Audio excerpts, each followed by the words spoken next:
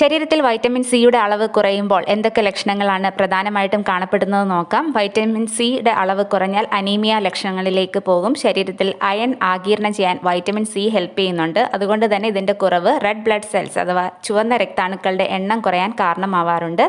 അമിതമായിട്ടുള്ള വിശപ്പ് ഇല്ലായ്മയിലേക്കും ഇത് നയിക്കാറുണ്ട്. പല്ലിൻ്റെ ആരോഗ്യത്തിന് വളരെ ഇമ്പോർട്ടൻ്റ് ആണ് വൈറ്റമിൻ സി.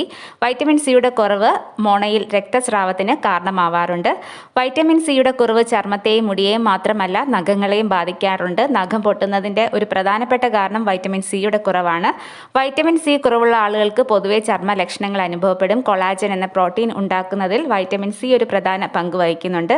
വൈറ്റമിൻ സി കുറഞ്ഞാൽ ചർമ്മം വരണ്ടതായിട്ട് കാണാം. വൈറ്റമിൻ സിയുടെ കുറവ് കണ്ണുകളുടെ ആരോഗ്യത്തെയും ബാധിക്കാം. മങ്ങിയ കാഴ്ച, വരണ്ട കണ്ണുകൾ, കണ്ണുകളുടെയും ചർമ്മത്തിന്റെയും മഞ്ഞ നിറം എന്നിവയാണ് മറ്റൊരു ലക്ഷണങ്ങൾ. ഉയർന്ന രക്തസമ്മർദ്ദം നിയന്ത്രിക്കാനും ഹൃദ്രോഗ സാധ്യത കുറയ്ക്കാനും യൂറിക് ആസിഡിന്റെ അളവ് കുറയ്ക്കാനും